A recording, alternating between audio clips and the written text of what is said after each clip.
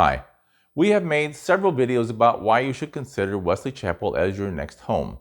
There are dozens, literally hundreds of videos on the YouTube all saying the same thing, that Wesley Chapel is the epicenter of Pasco County and you need to move there. Those videos, they go into great detail about the area's benefits and features, and there are plenty of those, no doubt about it. But with all those good things, surely Wesley Chapel must be a utopia. Yeah, not really. Along with the good things, there are a few negatives to living in Wesley Chapel. We're going to cover some of those negatives that I think you should know about before moving in. Hi, my name is Mike Lavoie. I am a realtor here in Tampa, Florida. And the first thing we're going to talk about is distance. Wesley Chapel is located in south central Pasco County. Getting to multiple shopping centers, restaurants of pretty much any kind, entertainment, golf courses, brew pubs, all kinds of outdoor activities is going to be fairly simple. All of that stuff is within minutes of anywhere in Wesley Chapel. On the other hand, if you're a beach person and you have to go there every couple of days, you're going to be in trouble. Getting from Wesley Chapel to Clearwater Beach or even Honeymoon Island is going to be over an hour. St. Pete Beach, it's about the same distance, could be a little bit more. Once you get there, the beach is really amazing. But you're not going to want to do it every weekend. Getting to Tampa is about a half-hour drive straight down I-75. The only major holdup right now is the interchange at I-75 and 56. It is undergoing a facelift that was supposed to be done in 2022. They're talking about 2023 now. But every day at rush hour on the way home, you can expect a traffic jam right there. And it could be 2 or 2.5 miles long. Think about sitting there. Getting into Tampa International Airport, it's about 30 minutes depending on the time of day you plan to make that trip. The quickest way to get there again is down the interstate, I-275. It goes right through the middle of downtown Tampa. At 7 o'clock at night, that is not a problem. At 7 o'clock in the morning, it's a large problem. A couple thousand commuters trying to get to their office in Tampa are all going to be going the same way you are, south. You have to plan a little bit more in advance. So let's assume you're a sports nut. Getting to Amalie Stadium for hockey, Raymond James Stadium for football, Steinbrenner Field for baseball are all going to be about 30 to 35 minutes. So other than the beaches, getting around is not a bad thing at all from Wesley Chapel. Let's talk about weather, and yeah, we have weather. The peninsula of Florida has pretty much the same weather pattern all summer long. It's sun in the morning, right late afternoon, sun in the evening. The only real consistent thing we have here in Florida is humidity. Florida is a subtropical climate. We have a ton of humidity. And some days you go out just go outside and get soaking wet from the moisture in the air. I went to school in Ann Arbor, Michigan. I remember some very humid days there as well. It lasted about a week. Here in Florida, it lasts about 5 months. And even after 34 years, trust me, it does get old. People want to know, how far away from the Gulf do I have to live to avoid hurricanes? And the honest answer is Chicago. Look at the map. The peninsula sticks out there like a sore thumb. Nowhere in Florida can you stand and be more than 75 or 80 miles from either the Gulf of Mexico or the Atlantic Ocean. And think about it, the typical hurricane is 300 miles wide. Almost every hurricane would cover the entire state. Along with the summer humidity, we get a lot of summer showers, thankfully. From pretty much early June to late October, which basically coincides with hurricane season, we have afternoon thunderstorms almost every day. It rains hard for about 60 to 90 minutes, right around 5 o'clock every day, which is a good thing and is a bad thing. The good part is the rain tends to cool things down for the evening. The bad thing, it seems to rain during rush hour and it can cause havoc with traffic. By the way, Tampa means sticks of fire in the language of the Calusa Indian tribe that used to live just south of here. My guess is they got that from the lightning strikes during those summer storms. Tampa is the lightning capital of the nation. Watching them is crazy, it's amazing, but they are very deadly. Each year, 10 to 30 people get struck by lightning, and don't be one of them. Remember a minute ago I mentioned that Florida was in subtropical climate? Well, guess who lives in subtropical climates?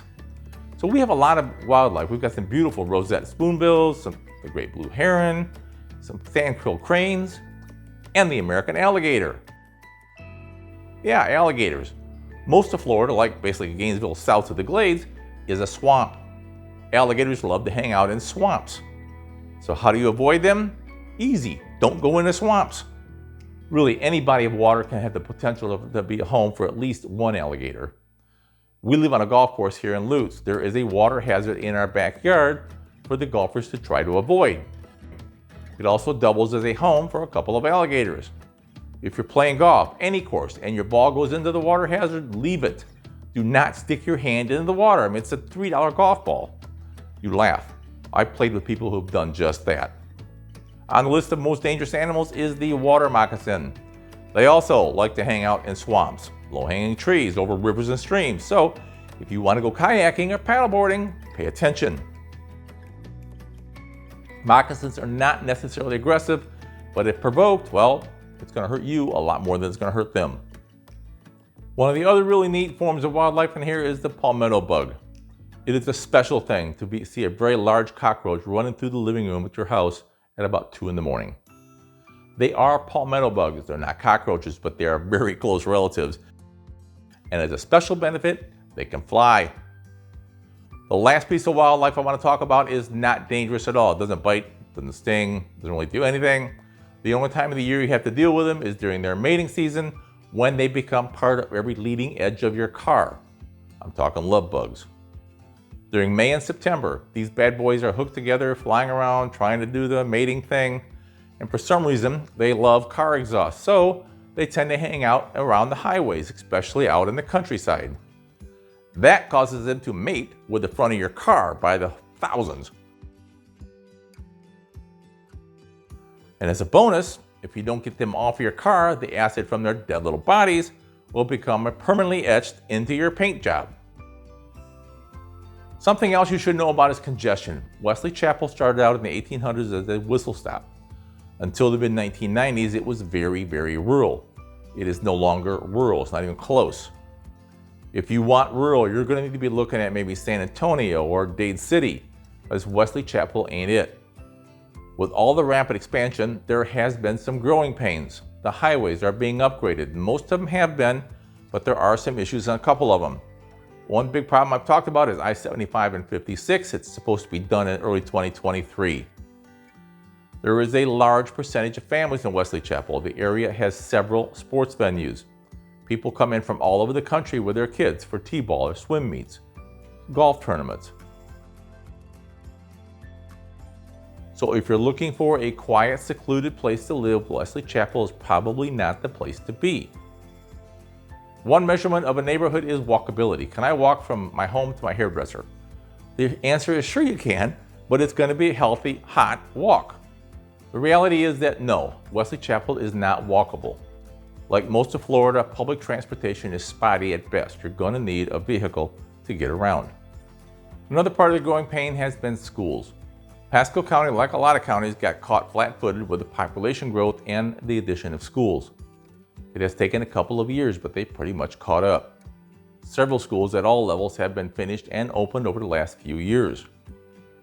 Those looking for a private school, you're going to have a problem. There are not many to choose from in Wesley Chapel. More than likely, you're going to have to drive over to Land O'Lakes, Lutz, or even Carrollwood for private schools. The final negative we're going to talk about Wesley Chapel is the home prices and housing in general. Over the last several years, the population of Wesley Chapel has grown to the point where it has driven home prices out of the reach of a lot of people. According to Realtor.com, the median home listing price is now $450,000. That's 34% higher than last year. Prices have been driven by the supply and demand deal. We have had less than 2 weeks supply of homes available for several months now. People have been paying 102.5% of list price because of that shortage. That trend has been changing. The market has started to move more to a buyer's market, slightly, but it's a beginning. Home availability has been better and the choices are a lot better. There are communities all over Wesley Chapel with prices ranging from the mid-300s well into the millions. So I hope this all doesn't discourage you from looking at Wesley Chapel as a place to live. it does have some disadvantages.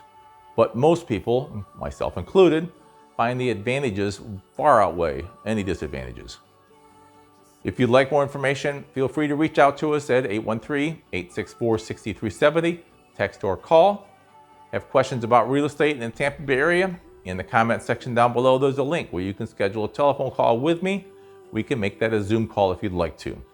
Paul and I really enjoy making these videos and want to make sure that they are something that our adoring public, you, would like to watch. If you have suggestions of a topic related to real estate, living in Florida, living in the Tampa Bay area, we'd like to know. There's a link down below where you can send us a request, and yes, we do take requests. Well, let us know what you want to know and we'll try to make that happen. If you haven't already done so, please click on the subscribe button down below in the corner. Hit that notification button as well. We will let you know when our next video is published, which should be next Thursday. Thanks for watching. Go out and make it a great day.